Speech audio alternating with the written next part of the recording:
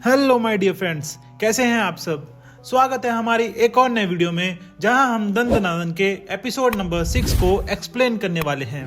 तो अगर आपने इस एनिमे के प्रीवियस एपिसोड नहीं देखे हैं तो उन्हें भी चेकआउट करना ना भूलें। सबके सब चैनल पे अवेलेबल हैं। तो जैसे हमने लास्ट एपिसोड में देखा था कि टर्बो ग्रैनी अभी भी जिंदा है और साइको ने उसे एक डॉल के अंदर कैद कर दिया है और वो बताती है कि उसने बॉल्स को खो दिया है।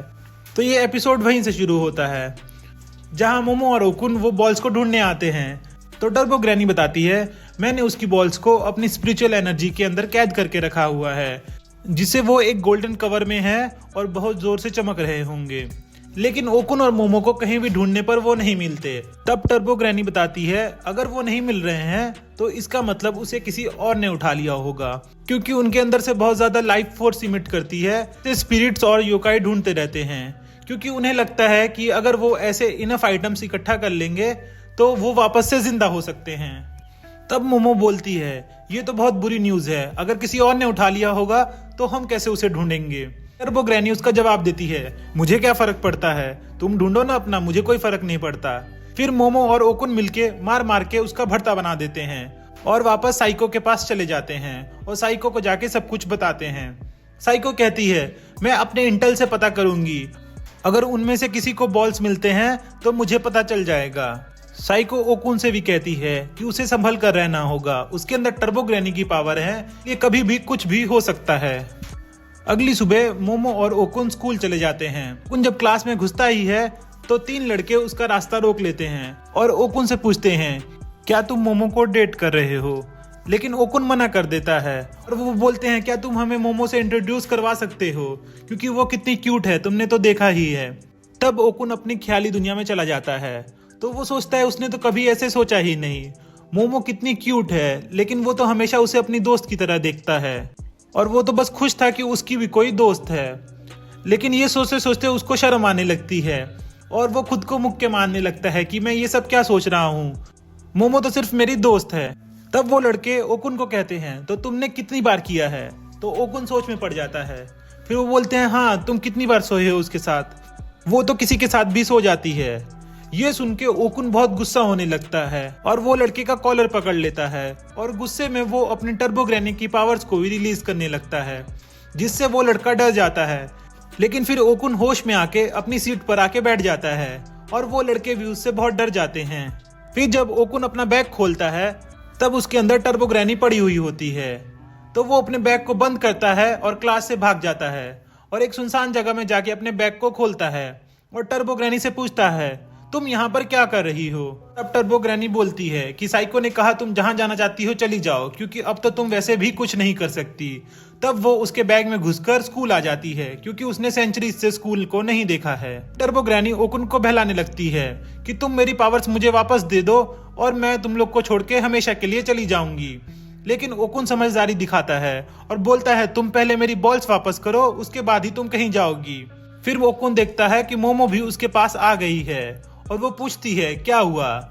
लेकिन ओकुन मोमो से अपना चेहरा नहीं मिला पाता है क्योंकि उसे बहुत शर्म आ रही थी। के मन में अभी भी ये बात चल रही थी कि मोमो तो कितनी क्यूट है। और मोमो जब उससे बात करने आती है और कहती है कि तुम मेरी तरफ देखो, तो वो शर्माकर उससे दूर भागने लगता है और उसे इग्नोर करने लगता है। और टर्बो ग्रैनी भी स्कूल कैंपस में इधर उधर घूमने चली जाती है। फिर मोमो क्लास में जाकर अपनी सहेलियों को कहती है कि देखो ओकुन कैसे मुझे इग्नोर कर रहा है, वो तो मेरा बॉयफ्रेंड भी नहीं है, फिर भी मुझे उसकी कितनी चिंता है।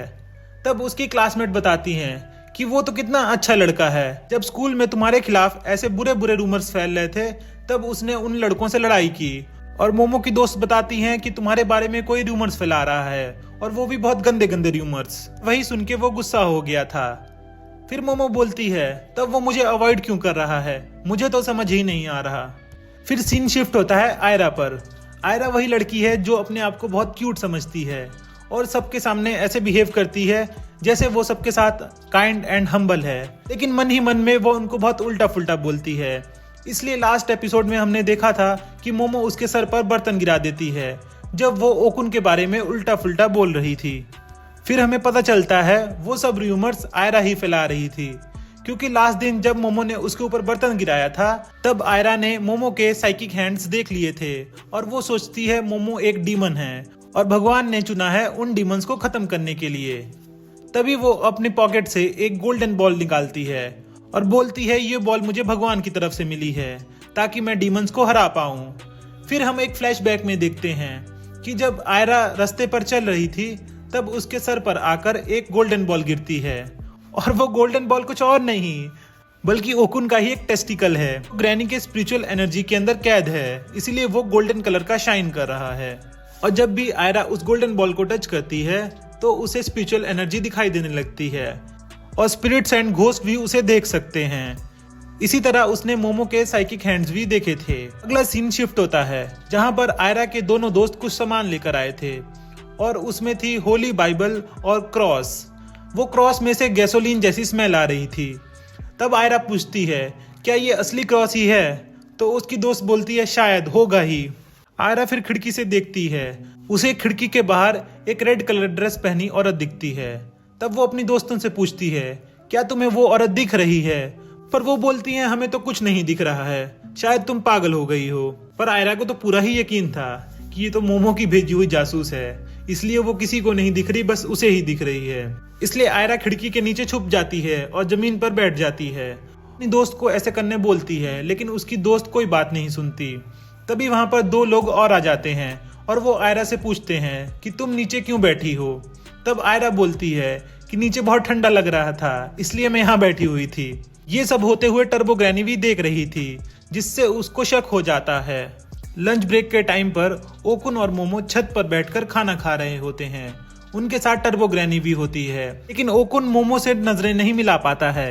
समझ रहे हो, लौंडे को प्यार हो गया है, शायद लगता तो ऐसा ही है। फिर मोमो टर्बो ग्रैनी से पूछती है कि ये स्कूल में क्या कर रही है, तो टर्बो ग्रैनी कहती है मुझे तुमसे ऑर्डर लेने की जरूरत नहीं है, मैं जब चाहूँ जहाँ चाहूँ जा सकती हूँ। लेकिन मोमो कहती है तुम मुझसे हार गई थी इसलिए तुम्हें मुझसे ऑर्डर लेने होंगे, जिस पर दोनों के बीच में लड़ाई हो जाती है। फिर ओकुन बोलता है कि टर्बो ग्रैनी ने किसी लड़की को देखा था जो बहुत अजीब बिहेव कर रही थी। टर्बो ग्रैनी बोलती है अगर उसी ने ये बॉल्स उठाई होंगी या फिर किसी भी ह्यूमन ने वो बॉल्स उठाई होंगी तो उसे स्पिरिचुअल पावर दिखने लगेंगी, यानी कि घोस्ट भी उन्हें देख सकते हैं और उनके लिए सबसे बड़ा खतरा वही है कि घोस्ट उन पर अटैक भी कर सकते हैं। तो बोलती है कि हम लोग छुट्टी के टाइम उस लड़की को जरूर ढूंढेंगे। अब हम आयरा को देखते हैं जो क्लास में बैठे बैठे यही सोच रही होती है क्या मैं मोमो को हरा पाऊंगी, क्या ये क्रॉस और बुक बहुत है, ये होली बुक से वो मर जाएगी। वो इसी टेंशन में थी कि इतना कुछ काफी है ना उसे हराने के लिए। वो खिड़की के बाहर भी देखती है जहां पर वो लाल कपड़े पहने औरत उसके पास धीरे धीरे आए जा रही थी, तब भी वो बॉल्स को टच कर रही थी। फिर छुट्टी टाइम हम देखते हैं मोमो और ओकुन मिलते हैं और सोचते हैं कि वो अब बॉल्स को ढूंढने जाएंगे, पर पीछे से आयरा आती है और मोमो को बोलती है तुम अकेले में चलो, मुझे तुमसे कुछ बात करनी है। लेकिन मोमो मना कर देती है। फिर आयरा उससे झुक कर बात करती है और बोलती है प्लीज तुम मेरे साथ चलो, और मोमो मान जाती है और ओकुन को कहती है तुम आगे चलो मैं आती हूँ। तभी टर्बो ग्रैनी बोलती है ये वही लड़की थी और आयरा मोमो को लेकर एक सुनसान जगह चली जाती है। मोमो पूछती है तुम्हें क्या बात करनी थी, पर तभी आयरा की दो दोस्त उस पर पीछे से हमला कर देती है और मोमो का हाथ बांध देती हैं। आयरा फिर मोमो के ऊपर बैठ जाती है और क्रॉस को लेकर उसके मुंह पर चिपकाने लगती है और होली बुक से कुछ मंत्र पढ़ने लगती है और बोलती है डाई डीमन डाई डीमन। वो उसे डीमन समझकर मारना चाह रही थी पर मोमो अपने पैर चलाने लगती है। तब आयरा अपनी दोस्तों को कहती है कि उसके पैर पकड़ो। मोमो फिर गुस्सा हो जाती है और अपनी साइकिक पावर से उसकी दोनों दोस्त की मार लेती है, आई मीन उन्हें उठाकर फेंक देती है।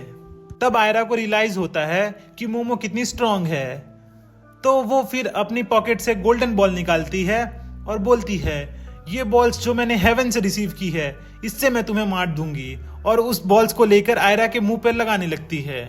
मोमो को अब समझ आता है कि ये बॉल्स आयरा के पास है और बोलती है ये क्या कर रही हो तुम, ये तो ओकुन के टेस्टिकल्स हैं, इन्हें उठाकर तुम मेरे मुंह पे मत लगाओ। लेकिन तभी वहां पर ओकुन आ जाता है और मोमो उसे देखकर कहती है अरे यार तुम तो सही टाइम पर आ गए, तुम तो लाइफ सेवर हो। लेकिन ओकुन कहता है तुम्हारी लाइफ खतरे में नहीं है, खतरे में तो आयरा की लाइफ है, क्योंकि वो अब भूतों को देख सकती है तो भूत भी उसे देख सकते हैं। अभी वो रेड कपड़े पहनी औरत आके आयरा को उठा लेती है और बोलती है मैं कितने समय से इंतजार कर रही थी कि तुम कब मुझे देख पाओ, और मैं तुमसे आखिरकार मिल पाऊं। और मुझे वो दिन अभी भी याद है जब तुमने मुझे पहली बार मॉमी कहा था। लाल कपड़े वाली भूत थी और वो आयरा की मॉम होने का दावा कर रही थी। लेकिन ओकन अपने मॉन्स्टर फॉर्म में ट्रांसफॉर्म हो जाता है और उस औरत से लड़ने की कोशिश करता है, पर वो औरत बहुत स्ट्रांग थी और ओकन को निगलने लगती है। मोमो अपने साइकिक हैंड्स का यूज करती है ओकन को उसके मुंह से बाहर निकालने के लिए, लेकिन वो औरत उसे निगल जाती है। फिर वो औरत आयरा को बोलती है कि तुम मुझे मॉमी बोलो, लेकिन आयरा उसे उल्टा फुल्टा बोल रही होती है। फिर आयरा को पता चलता है कि वो औरत तो मोमो की दुश्मन है, इसलिए वो मोमो को कहती है हम दोनों साथ मिलकर इस मॉन्स्टर को हरा देंगे, तुम मेरा साथ दो, मुझे हेवन से चुना गया है। लेकिन वो औरत जब सुनती है आयरा उसे मॉन्स्टर कह रही है, तब वो गुस्सा हो जाती है और आयरा को ही निगल जाती है।